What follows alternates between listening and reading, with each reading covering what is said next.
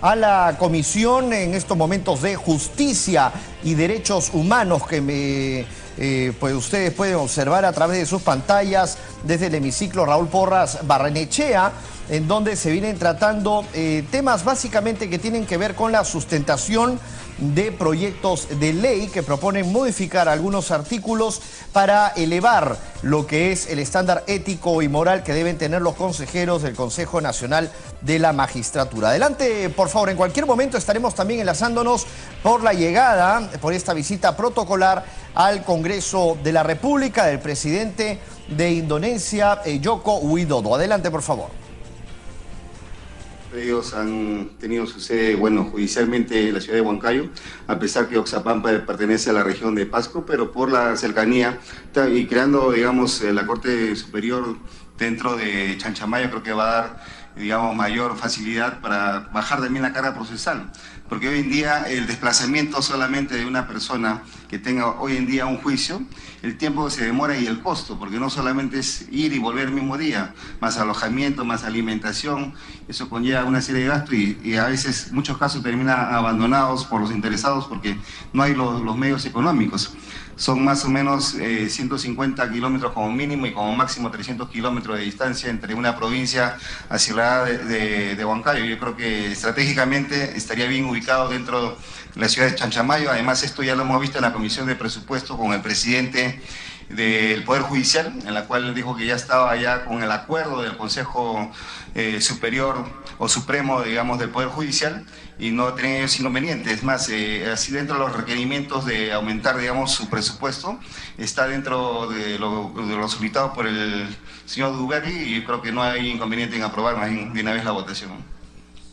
Gracias, congresista Alcalá. Congresista Pariona.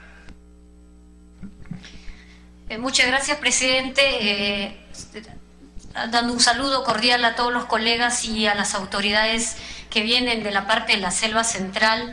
Igualmente felicitar la iniciativa de este proyecto de ley, pero creo que hay que hacer una reflexión también profunda en relación a la realidad que existe en otras partes del Perú, y que creo que es deber del Poder Judicial y de las entidades competentes en velar por garantizar un buen espacio de implementación, el equipamiento y el recurso humano que amerita los distritos judiciales. En Ayacucho repetimos la misma historia. El sur de Ayacucho, Lucanas, Puquio, Coracora, está a por lo menos 12 a 15 horas de la capital de región. Y tenemos que darnos una vuelta por la costa, por Ica, por Nazca, para entrar al territorio sur ayacuchano. Y muchos de nuestros hermanos se ven limitados en el acceso a la justicia. Y por esta realidad que yo conozco, además de cerca por ser ayacuchana, yo reconozco y valoro la iniciativa, porque lo que estamos haciendo es limitar el acceso a la justicia de los ciudadanos. Y habiendo opinión y además siendo consciente el Poder Judicial de esta necesidad en la zona de Selva Central, me parece que sería un buen motivo, además, para incluir dentro del debate presupuesto cómo es que sí garantizamos para la implementación y la designación de algunos otros distritos judiciales, también pensando en que en realidad esto se repite en varias partes de nuestro país. Si bien es declarativo y esto permite de alguna manera llamar la atención del Estado, creo que sí es importante también emitir el mensaje hacia el Poder Judicial como ente competente en esta materia, a mirar la situación en la que están los distritos judiciales, y en algunas que ameriten deberíamos garantizar que existan. Eso básicamente, presidente. Gracias. Gracias, congresista. Congresista Echeverría.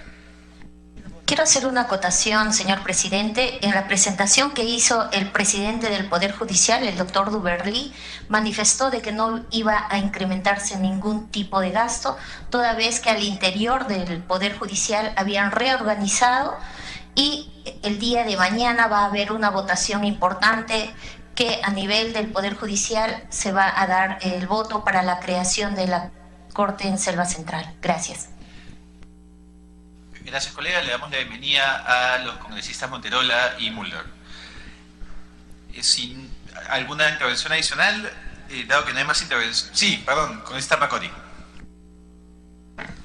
Muchísimas gracias, señor presidente. Primero, saludar esta iniciativa legislativa en vista de que hace un llamado de atención al Poder Judicial para ver cómo se van generando más distritos electorales, un distrito judicial en zonas alejadas que permita que la administración de justicia llegue a esos lugares.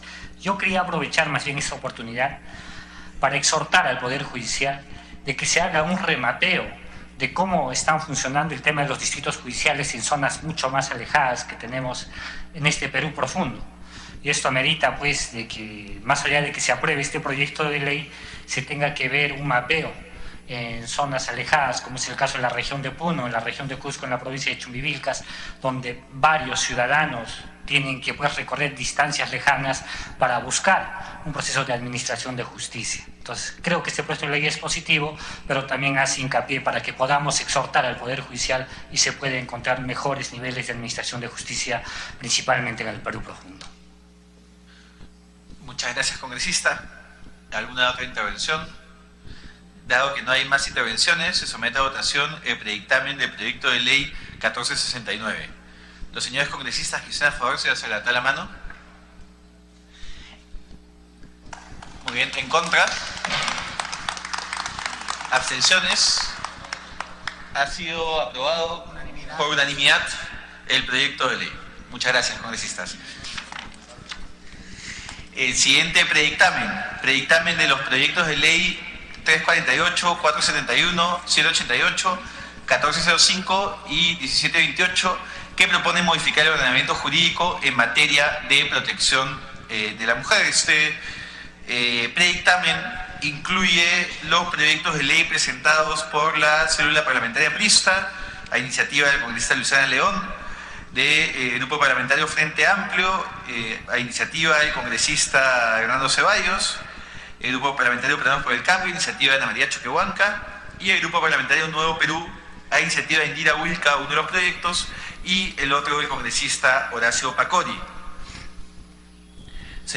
Señores y señoras congresistas, en estos últimos días los medios de comunicación han podido mostrar a la luz dos terribles casos de violencia contra las mujeres. Por un lado, nuevamente un video nos ha salpicado en el rostro las agresiones y golpes que día a día viven miles de mujeres en nuestro país. Esta situación lamentablemente ha coincidido con la discusión de este proyecto de nuestra comisión. Pensemos entonces todo lo que desde nuestra labor de representantes podemos mejorar para evitar y sancionar estas situaciones. Bien sabemos, estimados colegas, que la actualización de las normas siempre llega tarde respecto a la realidad que avanza sin pausa. No esperemos más casos de violencia para poder modificar la normativa a favor de mujeres víctimas, pues cada día que pasa será un caso más que pudimos prevenir. El predictamen que se somete a debate contempla las siguientes modificaciones que coadyuvan a mejorar la protección de las mujeres y los integrantes del grupo familiar contra la violencia. Se propone modificar los sujetos pasibles de protección de la Ley 3036-4 a fin de abarcar también los parentescos por adopción actualmente no contemplados. Asimismo, se propone modificar la definición de violencia económica a fin de armonizarla con la contenida en el reglamento de la ley. Por otro lado, se ha precisado que las comisarías deberán otorgar información no solo sobre los derechos que le asisten a las víctimas de violencia, sino también una explicación del procedimiento a seguir luego de hecha la denuncia. Sobre las afectaciones físicas y psicológicas, se propone que el Instituto de Medicina Legal del Ministerio Público, en coordinación con el Ministerio de Salud, emita lineamientos para su calificación. En cuanto al trámite de la denuncia, se ha previsto un nuevo procedimiento en el cual resaltamos, primero, la facultad del niño y adolescente para interponer una denuncia por violencia sin necesidad de presencia de un adulto, y segundo, la precisión de que no será requisito para interponer una denuncia presentar resultados de exámenes físicos, psicológicos, pericias de cualquier naturaleza o mostrar huellas visibles de violencia. En cuanto a la modificación en el trámite del proceso, el predictamen propone la obligación de elevar en consulta los expedientes cuando el fiscal decida no formular denuncia contra los presuntos agresores, a fin de que cuando no se impugne dicha resolución, igual esta pueda ser revisada por superior jerárquico. Asimismo, se propone regular los procesos en casos de riesgo severo, referido a riesgo de muerte, compromiso de zonas vitales u hospitalización de algún tipo, ya que actualmente existe un vacío legal respecto de su trámite. Estos se harán de manera célere, de modo que se comuniquen los hechos de modo inmediato a la Fiscalía Penal y al Juzgado de Familia. Estos últimos deberán adoptar de inmediato las medidas de protección o cautelares sin previa audiencia, y las fiscalías penales o las que cumplan sus funciones que deben priorizar la tramitación de casos de riesgo severo. Por otro lado, se ha incluido expresamente la prohibición dirigida a los funcionarios públicos de emitir juicios de valor o realizar referencias innecesarias a la vida íntima, conducta, apariencia, relaciones, entre otras circunstancias de las víctimas, para evitar su revictimización. En cuanto a las declaraciones de las víctimas, el predictamen propone pautas para su valoración, en las cuales se precisa que no debe exigirse una referencia exacta, precisa y detallada de los hechos. Respecto a las obligaciones institucionales, se propone que el Ministerio del Interior garantice la existencia de personal policial debidamente capacitado en materia de derechos de las mujeres y de los integrantes del grupo familiar. En el caso del Ministerio Público del Poder Judicial, se ha precisado que estos deberán asegurar la capacitación permanente y especializada de los jueces, fiscales y médicos legistas especializados en temas de violencia contra mujeres integrantes del grupo familiar. Finalmente, se propone la modificación del delito de resistencia o desobediencia a la autoridad a fin de establecer como agravante el incumplido resistir una medida de protección dictada en un proceso originado por hechos que configuran violencia contra las mujeres o contra integrantes del grupo familiar. En esos casos no será aplicable la suspensión de ejecución de la pena. Es por estas consideraciones, señores congresistas, que la Comisión de Justicia y Derechos Humanos recomienda la aprobación de este predictamen, tomando en cuenta además que va en la línea del trabajo ya desarrollado por la Comisión de la Mujer del presente Congreso. Dicho esto, quisiera abrir el debate y ceder el uso de la palabra a quienes tengan algo que expresar respecto a este proyecto. Congresista Alcalá. Presidente, no sé si se va a aprobar artículo por artículo porque son una serie de artículos, o en todo caso se hace en forma conjunta, porque nosotros sí tenemos como bancada más de 30 observaciones, o en todo caso hacemos llegar las observaciones por escrito y lo dejamos para debatirlo en la próxima sesión con las observaciones, porque si no vamos a perder el tiempo. Perfecto, congresista, aceptamos la recepción de las recomendaciones para buscar un texto de consenso. Sí quisiera dar el uso de la palabra para poder facilitar el debate en la siguiente sesión y que esto pueda convertirse en un dictamen. Congresista Glave.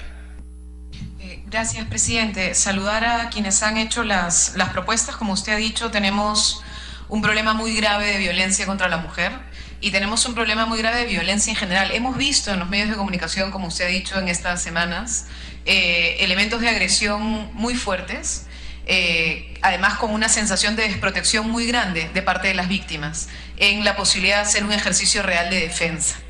Estos proyectos traen algunos elementos que son importantes de resaltar y seguro varios de los congresistas, el congresista Pacorio, la congresista Wilca lo levantarán, que son autores de los proyectos que también han sido incluidos.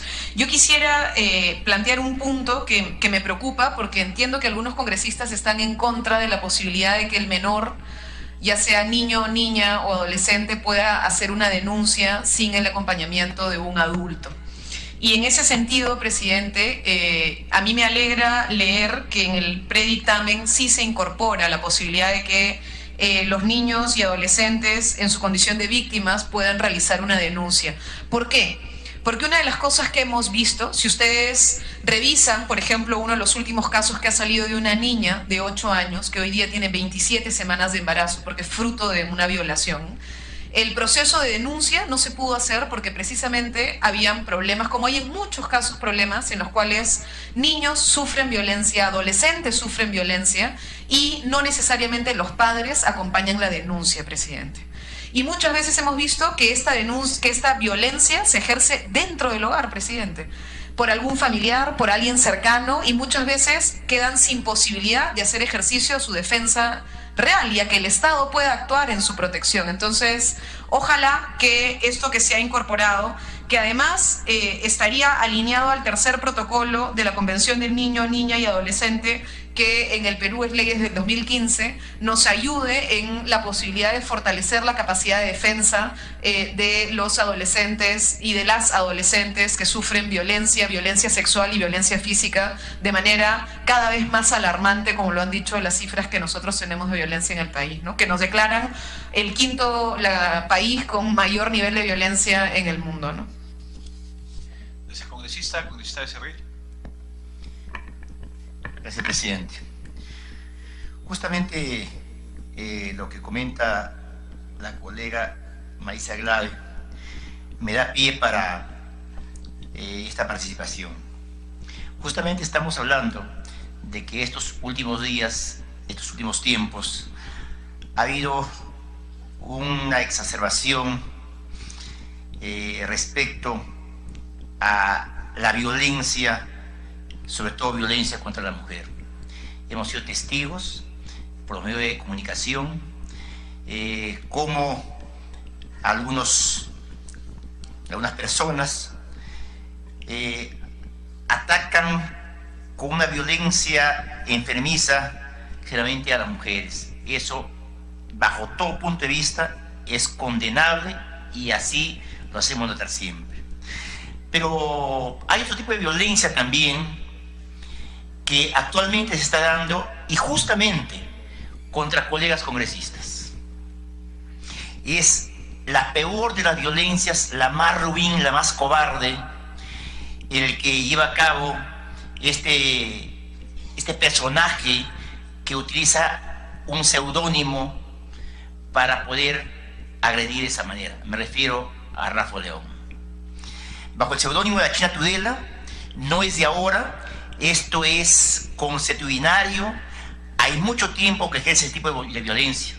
Y de verdad, yo no veo ahí, por ejemplo, que haya la misma reacción de algunos grupos como Ni Una Menos, algunos grupos que supuestamente rechazan la violencia contra la mujer, pero claro, a veces cuando la violencia es contra un sector político, no se dice nada.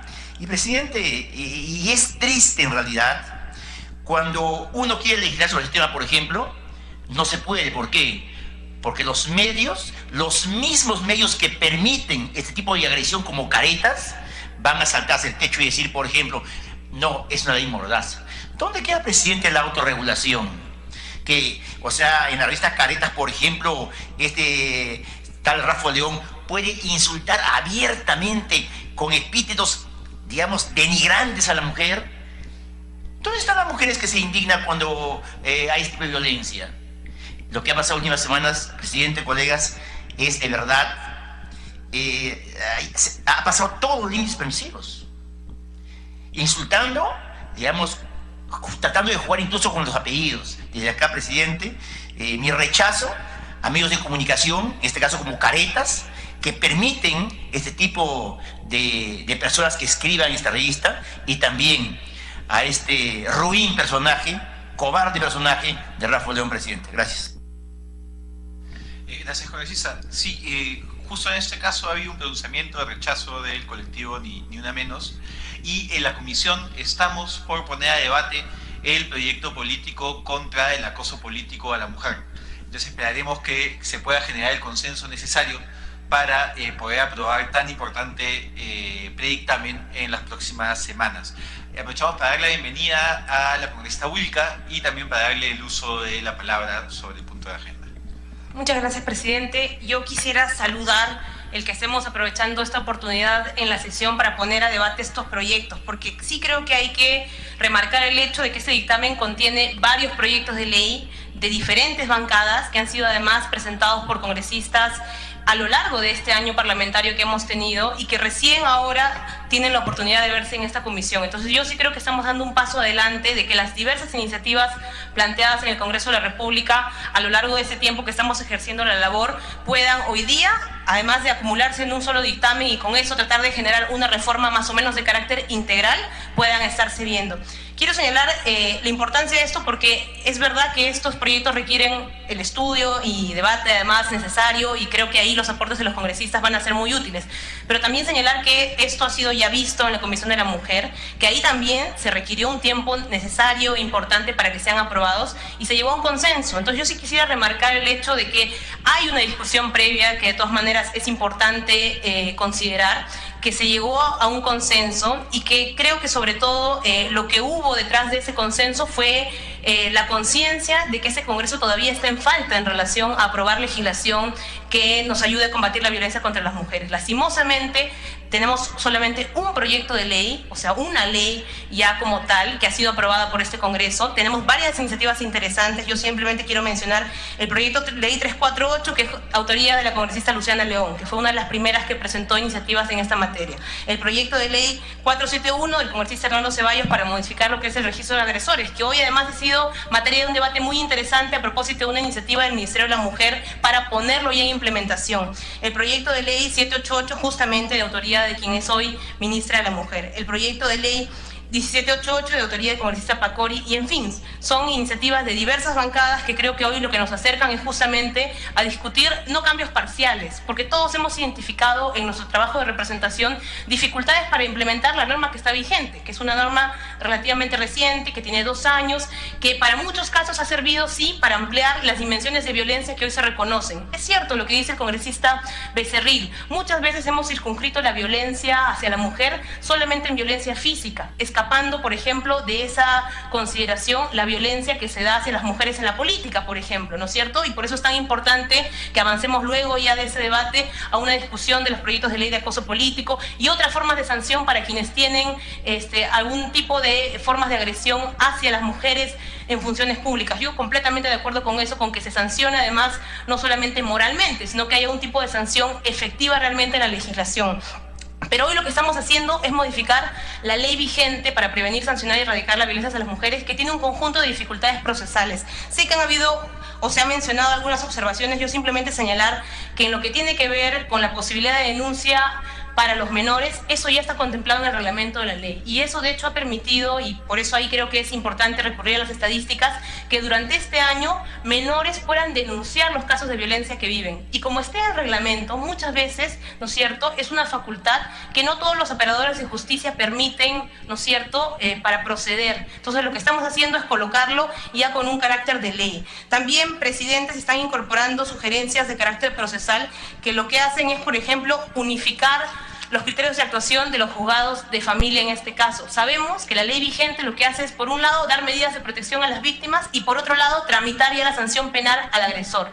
Lo que estamos planteando en este caso es que los juzgados, cualquiera sea la responsabilidad que tengan, el primero que aborde el caso de denuncia sea el que garantice las medidas de protección, para que, por ejemplo, no pase lo que ha pasado en el caso que hemos conocido durante esta semana de la señora Micaela de Osma. Ella fue atacada, ¿no es cierto?, por su pareja. Hemos visto cómo se dio una agresión fortísima. Afortunadamente hubo un video. Finalmente al agresor se le procesó por el delito, ¿no es cierto?, de intento de feminicidio. Sin embargo, esta señorita, esta mujer, mientras esa prisión preventiva no se hizo efectiva, estaba desprotegida.